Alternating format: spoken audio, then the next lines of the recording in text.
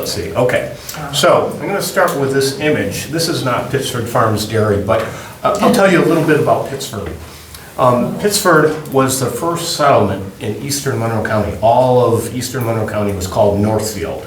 And the first real hamlet that formed in the town of Northfield, which was in Ontario County at that time, was Pittsford. It had the first school, the first library, the first doctor, the first church, the first newspaper, probably another first I forgot. And most of the settlers that came to Pittsford were from New England. So if you look at the original buildings in Pittsford, and there's a lot of them left, because unlike Pittsford didn't grow like Fairport, because the main line of the New York Central Railroad went through here. You got industry, and Pittsford basically became a backwater in most of the 19th century. But the silver lining from that was a lot of the oldest buildings survived. So we have a higher proportion of really old federal-style building stock than any other village in Monroe County. And if you want to learn more about that, come on my walking tour for historic Pittsford on Saturday, June 15th at 10 a.m. And this year, I do one usually twice a year. The topic this year will be residential architecture from the first house in the village up to the early 20th century, talking about all the factors that changed domestic design and what was happening. So in any case, the main house at Pittsford Farms Dairy, which is still there, originally, this is actually the tavern at the Genesee Country Museum. That's the way it looked originally. The farm was founded by Samuel Hildbreth, who came from eastern New York State. And the reason Pittsford was located where it was, originally it started at the milepost, where the milepost cemetery is, a mile south of the village. But because of the threat of a British attack in the early 19th century, New York State built these east-west highways to make it easier for settlers to come into western New York. One was Route 104, one what is now Route 31, and the other one was Routes 5 and 20 that goes through Canandaigua. So where those two routes crossed is where the village of Pittsford ended up. Main Street, what is now Main Street, was the main road from the Genesee Falls to Canandaigua, which is where the Phelps and Gorham land office was. So that's why settlers came to Pittsford. Now, Samuel Hildbreth, his primary business was he started the farm and had a stagecoach business there. And his stagecoach network went all the way from Lewiston on the Canadian border to Auburn in the east. And he also had a tavern. If you're familiar with the village today, if any of you know where Breathe Yoga is, that was almost identical to his house, but originally that building also looked like this. So that was his tavern on Main Street. And his house, this is the way his house looks today where my parents live. It was obviously remodeled a little bit about 1870, and there's a zinc fountain. At this point it was owned by Jarvis Lord, and I'll get into that a little bit later on, but it's probably Pittsford's best example of the Italianate style of architecture. But what's really interesting about it is if there still is the original kitchen is still in the basement with a beehive oven. If you go up here, the rafters are logs that still have the bark on them, and you can see where they cut this cross gable through. The old rafters are still there. And then because they created this big double parlor, there's a huge transfer beam, and the whole second floor is being hung basically from this huge beam in the attic. What street is it at? This is on North Main Street. It's 44 North Main Street. And this is the Breathe Yoga building a little bit later, but you can see originally this house, today the house faces Main Street, but originally this was the front of the house. And his barns were over here, and they were torn down in 1834 when the railroad came through, which essentially put him out of business. And ironically, Samuel Hildbreth died the day that the first train came through this. And even if that isn't bad enough, the station master, the first station master, G.K. Wood, bought his house and farm and lived there. So you can see both were 5K. This was eventually turned into a general store, and the family lived on that side. For many years, the town hall was held on the second floor and the ballroom on the second floor of the building. And that building is still there today on South Main Street. And so this is where his tavern was. These are the let's see, what is this? That's the location of Samuel Hildbreth's house. That's the location of the barns.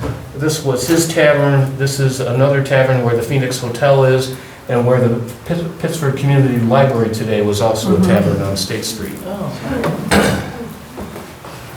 And this is a fairly early map. I think this one's from about 1850, but it shows you the layout of the village. And one of the things that, there was actually a green here at the four corners that was eliminated by the DOT, one of the brilliant DOT decisions in the 1920s. But you can see that it has a originally the village, it was basically a one-street town with all the houses lined up the oldest ones were fairly close to the street with long, narrow lots. Usually on these lots there were, they had room for livestock and barns on the back of them. And if you're on State Street and you look at the library, if you look across the street, there's a row of those original houses there that gives you a sense of the scale, and it almost looks like something you'd see in New England. This is a little bit later. This one's, I think, from 1860. This is the farm here that Daniel Wood was the station master. You can see he had a hotel here, and this is where the passenger and freight terminal was for the New York Central Railroad. I put this one in here because it basically shows these long, narrow lots. You can see there's an angle where State Street is here, and there actually was a green in there at that point. So, I guess we're getting ahead here. This is actually Thomas Lamb. This slide for some reason is out of order. I'll get to this later. This view was taken about 1898. This is the old dairy. I don't know if any of you remember, there was, before the current dairy was built in 2010, this building was here. This is the big cow barn. There's still a cow barn there. And this is the statue of Mercury that's still in the circle. And I'll talk about Thomas Lamb a little bit later on when we get to that part of the story. Okay, so this picture was taken on July 4th, 1870. And at that point, Jarvis Lord bought the farm. And Jarvis Lord was a successful politician and business entrepreneur. He had come from Ballston Spa, and he worked on the Guernsey farm. And the Guernsey farm encompassed all the land between the current Pittsford Post Office and the village line. And that big house on Mitchell Road, that was where the estate was, and it was the Guernsey family. And there's a lot of, that's a whole nother program on the Guernsey family. But Jarvis Lord worked for them, and at one point he made enough money, and he owned the Charlotte Iron Works, the National Hotel downtown, but his big business was canal contracting. And he got the contract to widen the canal. The canal originally was 4 feet wide and 4 feet deep. And in the 1860s, it was widened to 70 feet wide and 7 feet deep. And he got the contract to Pittsford. And he had bought Guernsey's farm, and then he was able to sell part of the farm to New York State for the increased right-of-way for the canal at an exorbitant price. With that money, he bought the Hildreth farm here, and 2 other farms which he combined, which is why today it's Pittsford Farms Dairy, because there's 3 farms that were combined here. And the other thing that's interesting here is this beautiful stone wall, which is still here, and the foundation for the barn were all stone that was excavated from the canal when it was widened in the 1860s. And you can see Mr. Lord and his family are on the porch here. There's a couple interesting things. This fountain you saw on the other, that's the dolphin and figure fountain. It's from the John V. Fisk Foundry in New York City. These are the barns. This is the barn that's still there. That barn is gone. This is a horse chestnut tree that's still there. It's about 100 feet tall. Oh, wow. And this, I think it's this one here, is a Norway spruce, which is also about 100 feet tall today. So the railroad is no longer going. The railroad was, yeah, the last, the railroads, it was a stub until like 1987, I think, was the last train, and the tracks were taken out a few years later. So the railroad is gone. Behind Shane Place, this is all parking here. And when I was mayor, we made a little pocket park, which is located in here, so there's a garden and trees there today. One interesting thing, though, that this photo shows is the house sits up on this knoll, and before the railroad was there wasn't much of a hill on North Main Street because the street level was up here, but they had to gouge it down to get the grade for the railroad, and that's why Main Street has the grade that it has today, and why Jarvis Lord's house is perched up on a hill.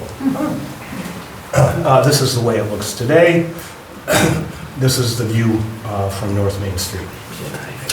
And this is an 1872 map. As you can see, this says Jarvis Lord, and his brother, Nathaniel Lord, lived in, there's a big house on Washington Road that looks quite similar to his house. He actually, because he had a contract and construction business, he renovated that, and the house next door to it, which was a tenant house, also looked like that. And what's interesting about, after he renovated his house and put brackets on it and made it look an Italian, there was a fad, and there's a bunch of old houses that were Federal or Greek Revival that were all remodeled in Pittsburgh to the latest style. And even the Phoenix Hotel, at one point, they put brackets on it, and it had a big porch just like Jarvis Lord's house. Jarvis Lord, he continued to do canal business. His sons got into it. And then there was, without going into a lot of detail, there was, in the 1870s, there was a bunch of scandals involving Lord, his sons, and the canal. And one of his sons lived at the Woodside Mansion on East Avenue in the city of Rochester. But one of them went to jail. Jarvis, his reputation, he had been town supervisor, I think, for 3 or 4 terms in Pittsford. He was the head of the Monroe County Democratic Party, and he was elected state senator. And he was known as the man who loved his friends and hated his enemies. He was known as a pretty ruthless politician that reminded me of one of our current local politicians in Pittsburgh. But in any case, he died. His wife, Zelpha Lord, sold the farm and moved to a house on Monroe Avenue. And she sold it to Jarvis Lord's cousin, whose name was Estelle Hawley, who was from Brooklyn, New York. And her husband, Frank Hawley, was from Rochester. And so Frank was another business entrepreneur. He had a variety of business interests of things he did. And one of them, he's credited with being the person who came up with the concept of harnessing Niagara Falls for electricity and founded the Cataract Electric Company. He had some ideas that didn't go very far. He had a mine down in Franklin, New York. He also had a proposed electric-powered canal boats that didn't go very far either. But he basically turned the farm into a showplace and an estate. And so Jarvis Lord had built this barn, and he had a bunch more. And you can see on here, this was the dairy cows were in here, the show horses, and he had a huge collection of sleighs and carriages were on the second floor, mill room with a wagon house. These were all horse stables, which they actually used for Shetland ponies, and I'll get into that in a bit. And they started with ponies here, but eventually all of these became Shetland pony stalls, and this was more cows. Now, this barn was still here when I was a kid, and unfortunately, an arsonist lit it on fire. And we'll get to that a little bit later on. You can see here there was a boiler. I'm not sure what they used the boiler for, but they did have a boiler for power in the barn. The mill room, where it says there, that's where they actually ground grain for the cows. And you can see there's a hen house. This was a blacksmith shop, and this was a silo. This wagon shed is still here. The blacksmith shop is still here, and there's also a smokehouse, which you can see that's still there as well. When did it burn? Relationship to the house? October 20th, 1970. Wow. And this section and this section have been rebuilt. So if you go to the dairy and you see a barn, the foundation survived and the stanchion survived. So this is all still here, but all of this disappeared. What happened is a kid in the neighborhood had been chased off the farm because he was riding his mini bike and scaring the cows and the horses. And so he came back and he lit the hay here on fire and destroyed the whole barn. Oh my God. And this is what the old barn, boy, that's not very clear, but okay. That's what this is the main barn. And the dairy, today the dairy is over here. This is a side wing, this is where the calf pens were. That was the original pony barn, and the horse barn is on the other side. Now, I remember as a kid, my mother got me up at like, I don't know, 7 in the morning, and said, the barn's on fire.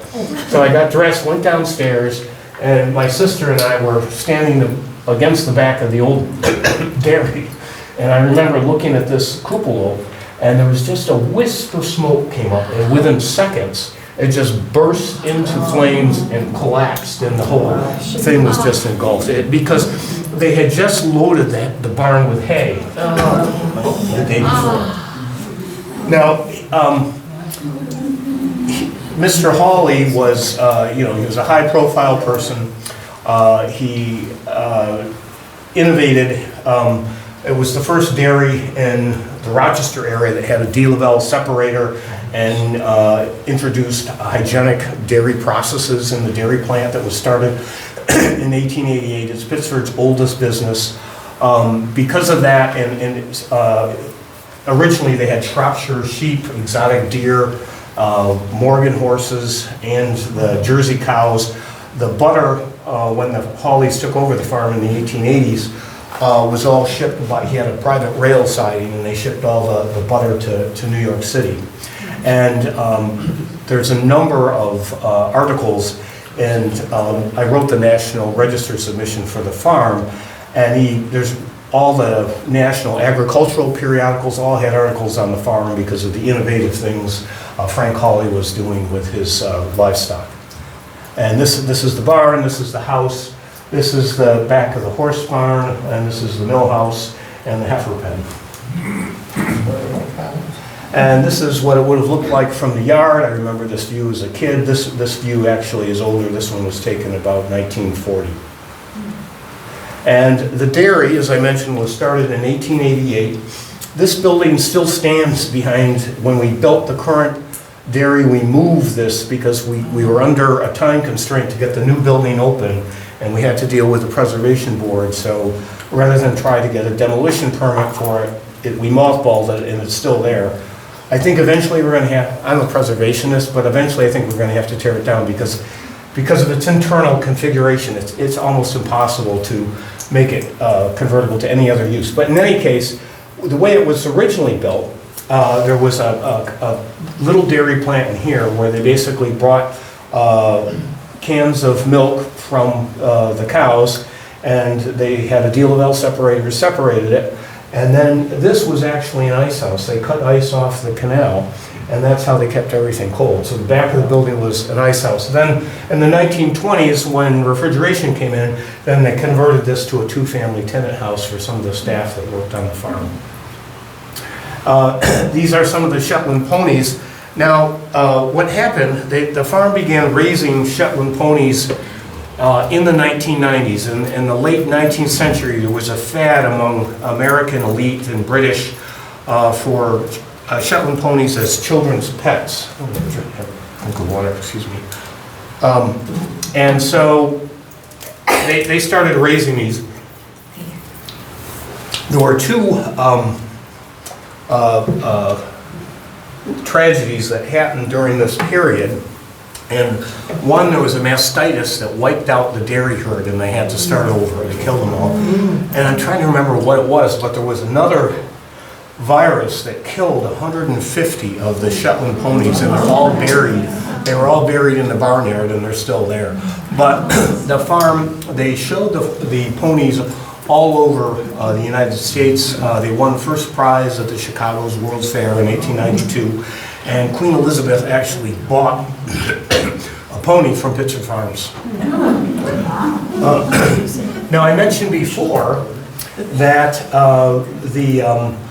it's called Pittsford Farms because there were 3 farms. This is the Albert White Farms, and my cousins, the Powers, Roger and Betsy Powers, live there today. That own Powers Farm Record. Those are my cousins. In any case, this is their driveway used to go This is the edge of the railroad overpass on Gulf Avenue. This is the driveway, the house is right there, which is still there. These barns are gone, but that's why that house is there, because originally it was a separate farm. And ironically, Albert White retired, and he moved into the village to a house which is actually 2 doors away from where I currently live today. On the back of the barn, this is the blacksmith shop that at one point it was moved, but this is a pond on the back of the barn. That pond is actually still there. It's fed by a creek that runs from the Erie Canal. This is some more of the horses on the farm. This is Fred Cook with a pony. This is where the horses for the carriages were. Fred Cook was from Britain. He was a British groom, and he was integral to managing the farm from the 1890s until 1946, when it was sold to my great-grandfather and grandfather. This is one of the Jersey cows. These are actually images from one of the articles. I think this was Country Life that showed the horse stall, the pony stalls, and a view of. This actually is it's another barn that is actually still there, and this is those are heifers that were in that image. Now this actually was drawn by my uncle, which is his. One year, this is what the Powers were growing on the farm, but I'm showing it because when Frank Hawley bought the farm, he hired a landscape architect. At one point there was an orchard here. But if you go back behind the barns, it's laid out very carefully, and all these lanes are lined with sugar maples. It's really a beautiful designed landscape. And one of the unique features, which is the expressway, we'll get to the expressway in a minute, but it has this thing called a mile square laid out with farm lanes, and that was put in there because every morning they would take the horses out and they would walk them around that, and they did that for exercise. So that's why it is laid out in the way it is. I should mention the expressway 490 originally was going to come through here, and fortunately my grandfather had clout and he was able to move it back there. So at least it only cut off a field and didn't go right through the middle of the farm. I'll get to my grandfather a little bit later. But another thing that happened, when I was a kid in the 1970s, Jarvis Lord had given this 12-acre field to his brother, Nathaniel Lord, who lived right here on Washington Road. And that stayed in the Lord family until the 1970s when the last Lord died, and then Ted Spall, a local builder, bought it, and he was proposing putting 6 10-story apartment buildings in there. Oh my. And the village was already, they were thinking, tax revenue, yeah, we're going to approve it.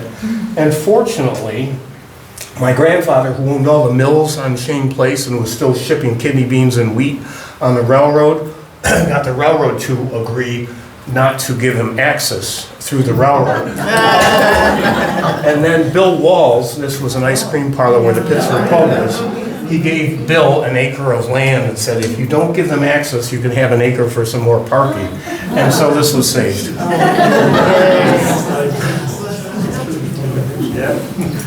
This is the smokehouse, which I spoke about before, and basically that's how they cured meat. They would just have a fire in there and just leave it in there for, I don't know, I'm not an expert on smoking, but that's what they did. It's a pretty nice one. Interesting. This is this is the governess cart. This is one of the famous Shetland ponies, and that's Fred Cook. This was taken when they were just hired, and I think that's Bobby Beers, and that is, I think, Alfred Hawley. And they were all dressed up in their dapper groom because you can see this is the collection of buggies and carriages, and unfortunately all of that burned in the fire. Oh, and again, this is so cute. Yeah. And that's Frank Cook. So Frank Hawley, eventually the creditors went after him because a lot of his investments were frauds. And so what happened was in 1898, the Democrat Chronicle and some of the other Rochester newspapers started publishing stories questioning his legitimacy. And eventually he disappeared and he was never heard from again. Now what's interesting about that was that quietly Mrs. Hawley had the name of the farm put in her uncle's name. So the creditors, she didn't want to go back to Brooklyn. So that's why if you look at the map from 1902, Thomas Lamb, that's her uncle. And Frank Hawley disappeared and was never heard from again.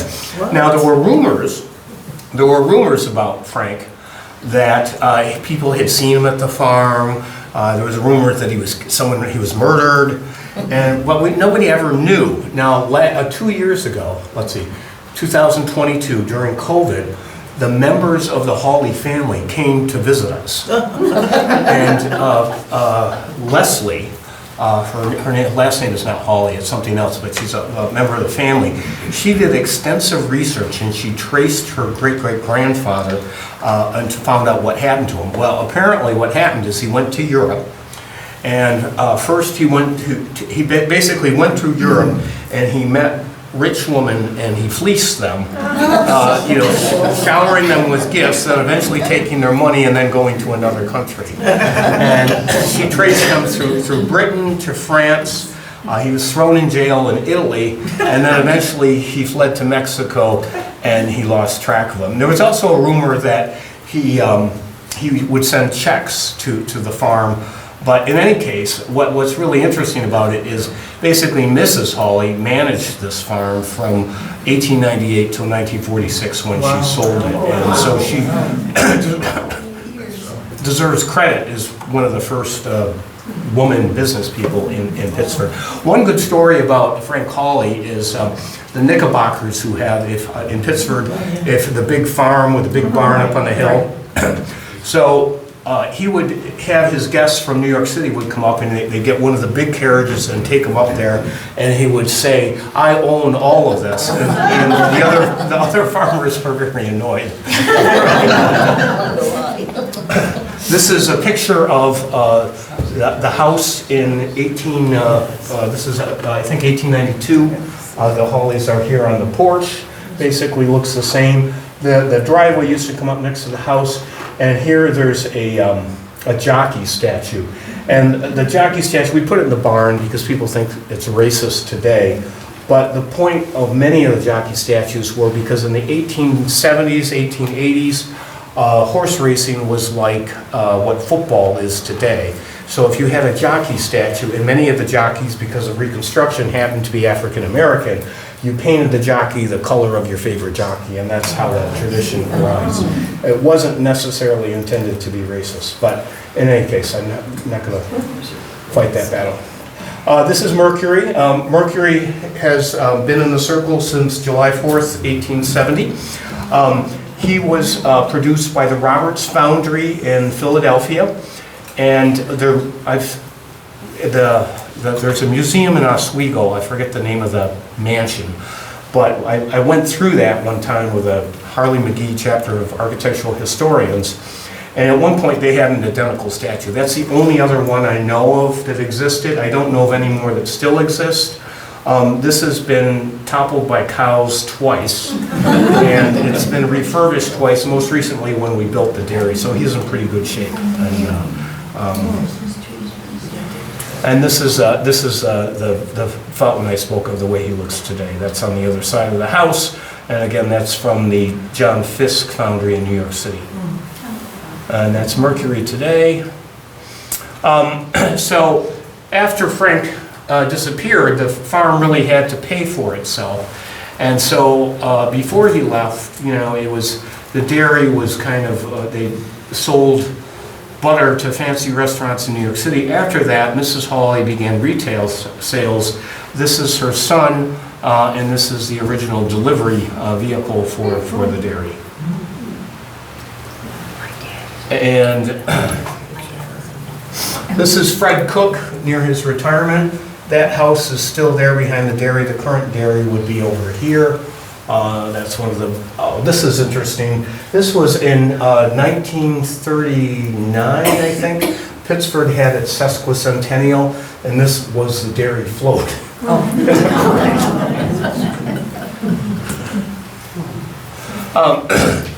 This is interesting because this is a This view, if you go there today, the pond is not in that location. And remember I said he had exotic deer? There they are here. This is the lithograph, and it's the herd of Jersey cattle.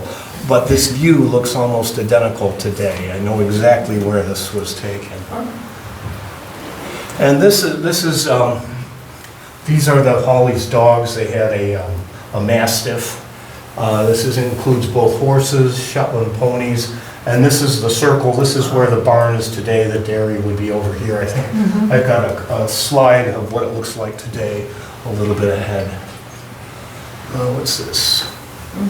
Oh, that's the jockey statue, which is now in the barn. Different than they are today. This is, you can see what is now my parents' garage. Originally that was a woodshed. And beyond that is the old dairy that some of you may remember. That originally was built as the farm office, and it had a billiard room on the second floor. So even though it was full of like plastic containers when I was a kid, it had this cool elliptical plaster ceiling with a gasolier fixture. This is the similar view. This is what it looks like today. Excuse me. So when I designed the dairy, obviously I took cues from the barn that's no longer there. Because as I mentioned before, the farm is part of the village's local historic district. It's also on the National Register, as is now the entire village, which is something I did while I was mayor. But you can see this is where the horses were, and this is where the current barn is, where that is today. Now there was a gazebo in here, which my dad tore down when I was a kid. And I'm working on an expansion plan with my brother right now, and one of the things we hope to do is to put that back in the center of the circle. A good place to eat ice cream. Let's see. There is nothing that will please your child more than a Shetland pony, especially if the pony is from the excellent stock of the Pittsford Farm, or Shetlands are broken, trained, and cared for by children under the supervision of a competent manager. Every child appreciates a pony. It keeps them out in the open air, gives them plenty of good exercise, and makes them healthy and strong. We have the pony that your child wants. Also vehicles, saddles, harness, etc. For those who would raise ponies, we have for sale breeding and show ring stock of the finest blood, herd headed by Bresse of Pittsford and son of Lord of the Isles. Now, based on the hairstyle, I'm guessing that's from the 1920s. And this is a receipt. Miss Esther Steele, who lived at 20 State Street, and she spent $6.47 at the dairy. That's a lot of money. It's for account received, so we don't know what it's for. This is another picture of the house. The Hawleys changed the color. This is more of an 1880s color scheme, you can see with a dark trim. Do you have a picture of Mrs. Hawley? Yes, Yeah. it's coming up. It's coming up. What's interesting is this chimney is a dummy chimney. If you go up in the attic, it ends right there. It was just put on there for symmetry. It's still there. That's Mrs. Hawley working on the books on the back porch of the house. This is, and again, it's not a very clear photo. This isn't one of the ones the Hawleys left me, but that's a Pittsford Farms dairy truck. I should have taken it. Now, before Mrs. Hawley left, they took pictures, which I didn't include in this show for some reason. I have pictures from the 1890s when they moved in, and then she took pictures of the house just before they moved out. And this is the dining room. This is Mrs. Hawley in the double parlor. And this is, again, this is the same room looking towards this beautiful marble fireplace, which is still there. It's a gorgeous house because it's got these floor-to-ceiling windows, and in the winter it's like a greenhouse because it's just full of light. It's the main stair. There's a stained glass window above it. It's a rosewood banister. And this is what it looks like today. That's the fireplace. That's the staircase. This is from the 1940s. So you can see the cars. There's the barn. There's Mercury. That's the old store. Now, in the 1930s, up until that point, all the milk was sold and delivered to people's homes. And then in the late 30s, the drivers threatened to unionize. And so Mrs. Hawley fired them all, and she built this little store on the front, which was still in use, until we opened the new store in 2010. And my father put an addition on it, was a little bigger. And there was a bigger plant was added in the 1950s when my great-grandfather took over. Okay, so this is my grandfather, Ted Zorno, and he's standing here by his coal bunker on Shane Place. He was an entrepreneur. He was actually legitimate. He never got into any legal trouble that I'm aware of. But he basically got out of college, and my great-grandfather had a produce business on Shane Place. And in the 1920s, because refrigeration came in, at one point there were like 6 different fruit drying businesses in Pittsford. Refrigeration ended all that, and so Ted bought the barns and came up with a new idea and started selling coal. This hopper, he sold coal because at that point all the tugboats on the canal were powered by coal, and you had to hand shovel it into by chute into the tugboat, so it was very cumbersome. So he bought this hopper from somewhere in Rochester, put it next to the Main Street Bridge so the trucks could back up, dump the coal in the hopper, and then it could be loaded by gravity into the tugs. And he instantly captured almost all of the coal trade on the canal, and then he set up another thing, a similar operation in Sylvan Beach, and operated that for, I don't know, 15 years or so. And my grandmother used to tell stories that before the thruway was open, he would get up in the middle of the night, drive 3 hours down to Sylvan Beach because somebody needed coal in a tugboat. But in any case, he had grown up on a farm up on Knickerbocker Road and had a passion for horses. He was able to drive a horse apparently into school when he went to high school in the village, and he raised standardbreds. And he started, incidentally, I should go back to Shane Place. So his produce business expanded into grain, into kidney beans, and in World War II he made millions of dollars because he sold kidney beans to the troops.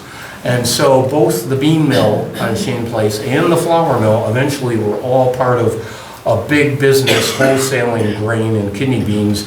And in the 1950s and 1960s, Pittsford was the largest shipping point of kidney beans east of the Mississippi River in the United States. And so his hobby was horses, and that's why he bought the farm. And there's a story on him.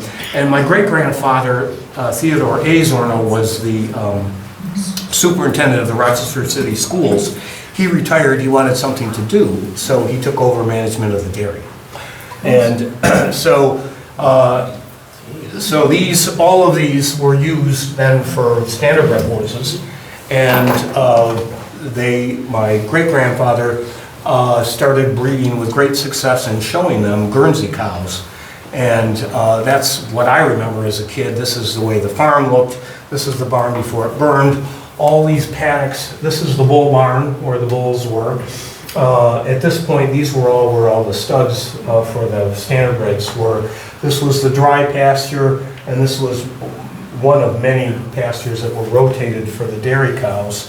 And again, this was the dairy branch. Heifers were here, horses were here, calves were here, and that was another dairy branch.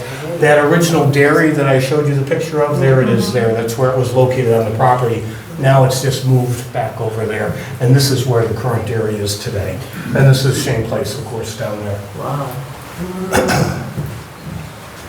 This is Matt Wall, I think was the name of the person who took a bunch of aerial photographs. This one was taken, I think, about 1969. This is Mom and Dad's house. Here's the barn. The old dairy was there. The current dairy is here. There's the smokehouse, the blacksmith shop, the bull barn, wagon shed, and the old heifer barn. And the Powers still use all of these. They've adapted them to their various uses in the business they use today. This is what as an architect, I didn't really like the addition my dad, but it was a little bigger, and so here's my dad with the cash box, and this was taken, I think, about 1980. And that's the old dairy. Oh, this was a promotion for the Brighton Pittsford Post. That's my dad, a Jersey cow, me. And my sister Kathy. And this is the fire. So this was a seminal event when I was a kid, and this is basically what happened.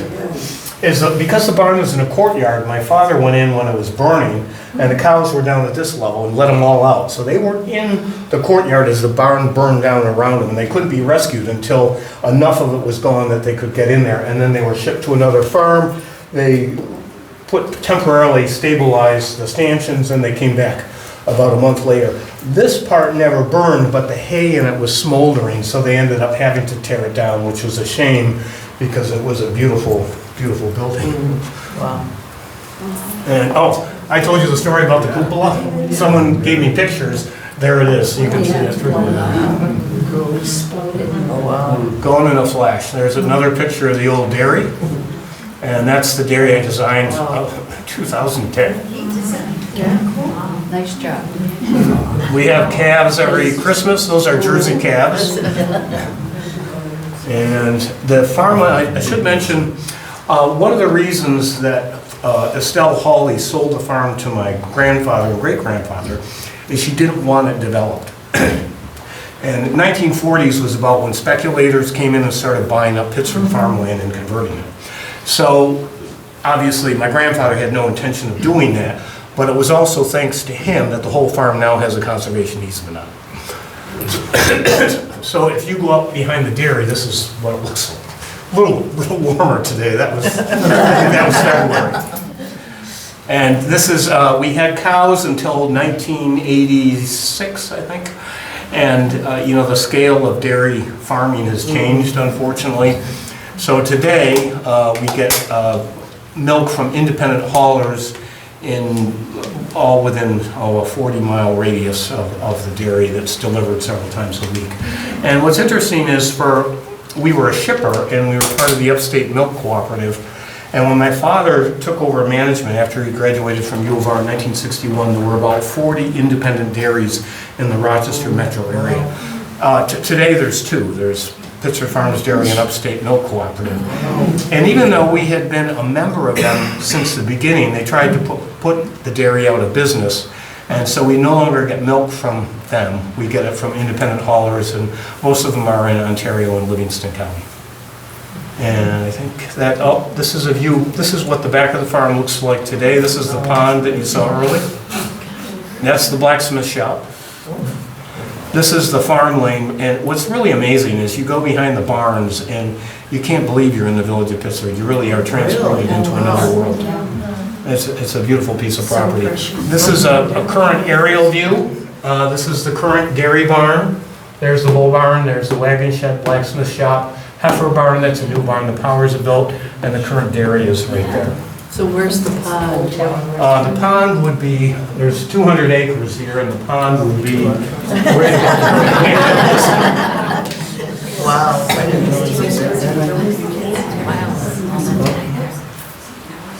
there's another view. This shows you how close it is to the village of Pittsford. But in the 1990s, the town of Pittsford had a purchase of development rights program, and the 8 farms that remained, the town purchased the development rights for. So the farmer retains title to the land, but the town holds the development rights. And the town used a grant from the New York State Department of Agriculture and Markets that dictates that that land can only be used for agriculture. It can never be developed.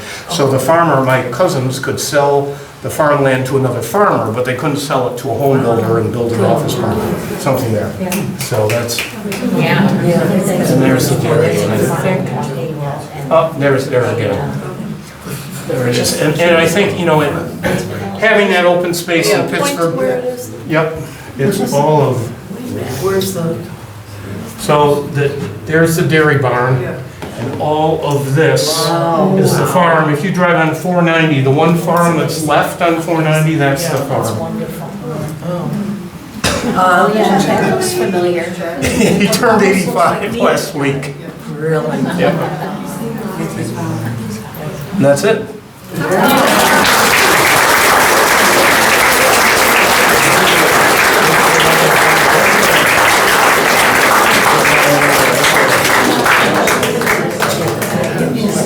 Any questions? Yes. It's a small question. Yep. For many years, there was a cow that inhabited the center part of that circle. Ginger was her name. Yes. Can you tell us about Ginger? She turned up on T-shirts, I think. Yeah, Ginger was a pet, and unfortunately, she did pass away eventually, but she lived to be almost 20 years old. Wow. So she was, when they came and they sold the cows, and the cows went to another farm, Ginger was left behind.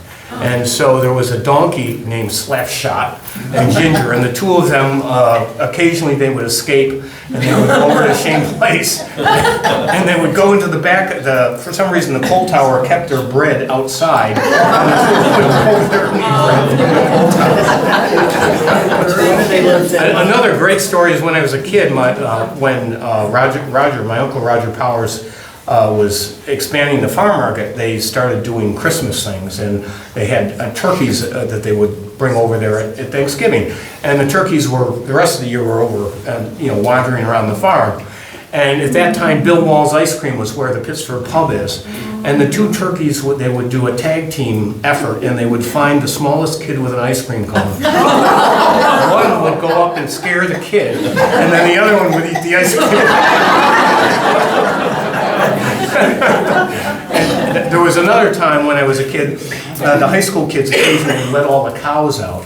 So I remember, every once in a while, especially during the summer, I'd get a call, you've got to come down, you got to go up, the cows are uptown. Meaning there'd be cows literally wandering around the four corners. Yes? I saw near the beginning one of the maps you showed, and I saw Catherine Baird. Yes. Who was she? Catherine Baird was, she was Estelle Hawley's aunt, and I believe she was married to Thomas Lamb, was her husband. That was the aunt and uncle that the farm had been put into. Eventually, Mrs. Hawley bought it back, and it was back in her name. And it was really interesting because when the Hawleys came here, the family, the Lamb family, I'm gonna forget the first name, but one of they lived in Pittsford, and Mrs. Hawley had two daughters. Estelle Hawley was a renowned nutritionist and was the first woman to graduate from the U of R medical school. And so not surprising given her mother. And her other daughter, Florence, married into the Lamb family, a moneyed Rochester family. And I forget, I think it was her cousin or uncle, who was also from Rochester, was the architect of the Empire State Building. So, yeah, lots of interesting connections. Yeah. Yes? Can you actually go back and visit the big farm I had no idea all that was behind there. Yeah, it's hidden because it's a wedge shape, so you don't see it. But if you walk into the dairy and you go to the back of the parking lot, you can, the barns are actually up on a knoll, so you can look out and you can see a lot of it. But you can't actually go back and take a tour, right? No. Well, you have to contact it. It's my cousins farm it, so you would have to, if you go to Powers Farm Market, I mean, they do take people back in there, but they really run the farm and we run the dairy. Okay. Yes? I do have a good story. Oh, I'm sorry. When you were shipping butter to New York, that was before refrigeration, and especially during the summer. How did you do that? Well, I don't know if they shipped it during the summer, but they had actually ice on the railroad cars. That's why they had an ice house. So they would take the ice with them, and they would get it down there within 6 hours to New York City. So it was viable to do it. Yes? I had a grandson, I still have him, sorry, but he loved the ice cream. Okay.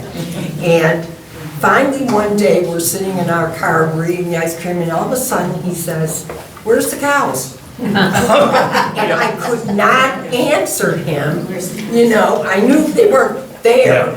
but now I can tell him the story Right, right. of where the cows were. We had 75 at the peak. The farm had 75 milking cows, and then probably another 40 dry cows that were in the dry pasture. And today, a small dairy farm in this region has about 800 cows, and most of them have 1,500, 1,800 cows. It's just a different, the technology has changed, the economy has changed, it's a different world. Yes? Is there any chance you brought samples of your...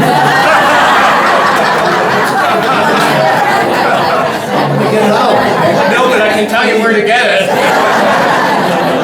I'm trying to say with samples of your wonderful, famous chocolate. And the eggnog. The eggnog is the exact same formula that we had when I was a kid, but we sell it year-round because people want it. Any other questions? Yes? Is there a story behind your iconic glass bottles? Say that again? Is there a story behind your famous glass bottles that you always use? Yeah, well, actually, if you go in the dairy, you'll see when we design it, there's chandeliers that actually have our antique glass bottles in them. And the quart bottles that have a 56 millimeter cap, those were in use when I was a kid. And that style originally was popular because there was a time when everybody sold cream top milk, and we're one of the few dairies that still sells cream top milk that's not homogenized, so the milk molecules aren't shattered, it's not distributed through the milk. Supposedly it's healthier because big molecules, you absorb less of it. And you could actually have like a scoop and scoop out the cream and put it in your coffee. That's why those bottles were popular. We think milk tastes better in glass bottles, and it's more sustainable. The other thing that's unique about dairy milk is most dairies today, they use short-term pasteurization, where basically they pipe the milk through superheated plates and they scorch it. It's instantly pasteurized and it works, but it changes the flavor of the milk. We use vat pasteurization, which is the older method. We heat it to 145 degrees for 45 minutes, and it doesn't alter the chemistry or the flavor profile of the milk. That's why our milk tastes different. And it's also why our milk lasts longer also. If you're a milk connoisseur like me, try the cream top. It's really good. Any other questions? Thank you very much.